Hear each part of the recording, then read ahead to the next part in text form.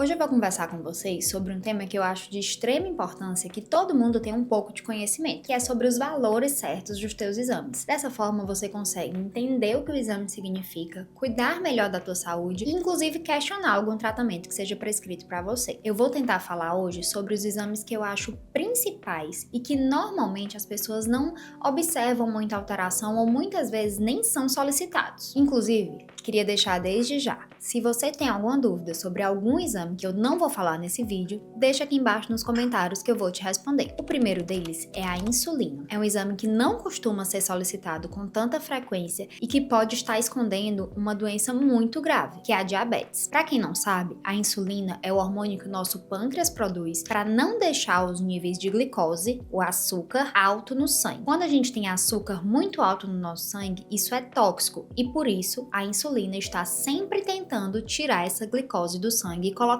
para dentro da célula. Mas quando a gente tem uma alimentação repetidamente ruim, com base maior em muitos carboidratos, espaços alimentares muito curtos, o que isso vai fazendo? Você está sempre com a glicose subindo e o pâncreas precisa produzir cada vez mais insulina, porque a própria célula começa a saturar de tanta glicose. Então é como se precisasse de mais moléculas de insulina para empurrar a porta e colocar a glicose para dentro da célula. A isso a gente dá o nome de resistência insulínica. A resistência insulínica ela pode aparecer até 5 anos antes de aparecer a pré-diabetes. E por ser um exame que não é muito solicitado, isso pode ficar completamente esquecido e não ser tratado. A gente tem também alguns sintomas físicos da resistência insulínica que é importante citar. Um deles é a acantose nigricans, que são manchinhas escuras, normalmente na região do pescoço, aqui do cotovelo, região de dobras. E outros sintomas muito comuns são pacientes que normalmente têm resistência à insulina, eles não conseguem passar muito tempo sem se alimentar, pois sentem tonturas, náusea e têm muita vontade de comer alimentos doces, visto que o pico da insulina força a glicose para dentro da célula e esse paciente tende a fazer hipoglicemia mesmo estando com pré-diabetes. Continuando nessa linha, a gente precisa falar sobre a glicose. Como eu já expliquei, a insulina ela altera muito antes da glicose e da hemoglobina glicada, mas muitas vezes, uma glicemia de jejum alterada é ignorada frente a uma hemoglobina glicada normal. E o que isso significa? Mesmo em grandes períodos de jejum, o seu corpo ainda assim não consegue manter a tua glicemia normal. E isso é sim um sinal de alerta. Você provavelmente já tem resistência à insulina, já está com a glicemia aumentada, então teu metabolismo está funcionando de forma errada, inclusive facilitando o acúmulo de gordura e o caminhado para outras doenças metabólicas. O terceiro exame que eu queria falar é a ferritina. Ele é um exame que atualmente começou a ser um pouco mais solicitado, mas que por muitos anos foi ignorado. A ferritina é o que a gente chama de estoque de ferro. E o problema é sempre quando ela está muito baixa ou muito alta. Quando ela está muito baixa, mesmo que o paciente não tenha ainda alterações na sua hemoglobina e no seu hematócrito, que significaria uma anemia, isso já me mostra que aquele paciente está com os níveis de ferro baixos, os estoques de ferro estão baixos. E isso gera sintomas, apesar de não alterar ainda a hemoglobina, como queda de cabelo, cansaço, tontura, fadiga extrema, dificuldade de se recuperar de treino. É um exame que costuma normalmente estar baixo em mulheres por conta da menstruação. Ao mesmo tempo, quando essa ferritina está muito alta, me mostra uma sobrecarga do fígado, porque ela fica guardada normalmente no tecido hepático. E quando ela começa a subir muito, começa a estar muito no sangue, me mostra que aquele fígado não está mais conseguindo lidar com muitas coisas, ele está precisando metabolizar muitas coisas e por isso ele começa a colocar a ferritina no sangue. E aí me mostra que o teu corpo está inflamado. Quando a gente fala inflamado, gente, não é que tá com uma unha encravada ou inflamação na garganta. Significa que todo o teu metabolismo tá trabalhando de uma forma forçada. E isso se deve a vários fatores, desde deficiências de vitaminas, minerais, até o estresse, sono mal dormido, alimentação ruim, falta de atividade física e por aí vai. Vou falar agora sobre outro exame que é muito importante, a vitamina B12. A vitamina B12 ela é uma das vitaminas do complexo B e ela é de extrema importância porque ela é extremamente necessária para a nossa cognição. Inclusive, alguns estudos mostram que idosos com vitamina B12 muito baixa têm maior chance de ter uma doença muito grave, que é a demência. Ela é essencial para todo o nosso tecido nervoso, para os nossos impulsos nervosos. Então, além dela poder causar demência quando tem uma deficiência muito grave e persistente, paciente, ela causa sintomas físicos, como formigamentos, dormências, pequenos choques, principalmente nas extremidades. E ainda temos mais um agravante. Ela é uma vitamina que costuma ser menos absorvida em mulheres, visto que nós temos o estômago menos ácido que os homens, em idosos pelo mesmo motivo e em pacientes usuários de metformina. E aí a gente vai ter um combo. Normalmente quem utiliza metformina são pacientes diabéticos que já têm maior tendência a ter problemas nos nervos, principalmente em regiões distais, nas regiões mais longe do corpo, associada à deficiência de vitamina B12, facilitando muito mais doenças como a neuralgia ou a parestesia que vem de diabetes e que não consegue ser tratada, né? Ela se torna uma doença crônica e a gente consegue simplesmente melhorar as dores que aquele paciente sente. Vamos falar agora de mais uma vitamina que ficou muito famosa depois do Covid, a vitamina D. Apesar de chamarmos ela de vitamina, ela é, na realidade, um hormônio que é extremamente importante para a imunidade e para a nossa saúde óssea. É através da regulação da vitamina D, ou hormônio D, e do PTH que a gente consegue ter maior ou menor absorção óssea. Inclusive, vitamina D muito baixa pode ser um fator de risco, sim, para a osteoporose. Agora, eu vou parar de falar de exames específicos e falar sobre a função de um órgão que é muito pequeno, mas que praticamente controla todo o nosso metabolismo, que é a tireoide. Os exames mais comuns de serem solicitados para a tireoide são TSH, T4 livre e T3. E sim, eles são muito importantes, mas nem sempre eles nos mostram exatamente como está o funcionamento da tua tireoide. Alguns estudos mostram que pacientes com sintomas de hipotireoidismo, mesmo com TSH normal, melhoram com o uso de hormônio tireoidiano. Então, se você tem constipação crônica, queda de cabelo, você tá sempre mais cansado, tem grande dificuldade de se recuperar, o teu sono nunca é satisfatório e você já olhou todas as suas outras vitaminas e elas estão normais, talvez você tenha um hipotireoidismo sem obrigatoriamente ter uma super alteração de TSH. Ele tá dentro do valor de referência, mas costuma estar mais para cima. Normalmente o TSH oscila entre 0,8 e 4. Vamos dizer que pacientes que têm esses sintomas costumam ter um TSH acima de 3. E a gente pode inclusive melhorar muito a qualidade de vida dessas pessoas simplesmente observando melhor o hormônio. Ainda falando da função tireoidiana, a gente tem dois anticorpos que é muito importante serem solicitados, que é o anti-TPO e a antitireoglobulina. Eles vão nos mostrar que aquele paciente tem uma doença autoimune que ataca majoritariamente a tireoide, mas não somente a tireoide. E esses anticorpos, assim como a insulina que eu falei lá atrás, eles podem estar alterados muito antes da gente ter alteração de função tireoidiana, fazendo com que a gente consiga prevenir uma doença como o hipotireoidismo, que vai obrigar o paciente a utilizar hormônio pelo resto da vida.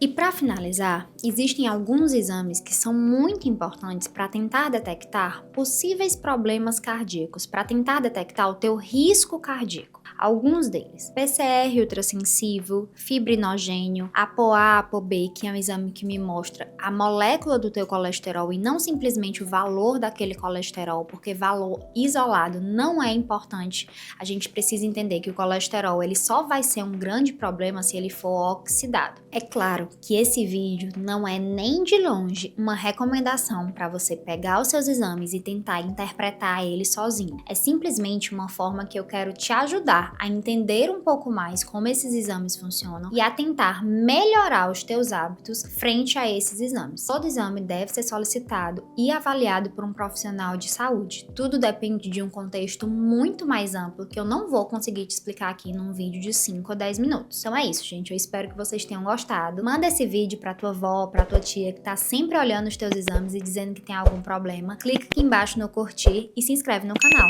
Até o próximo!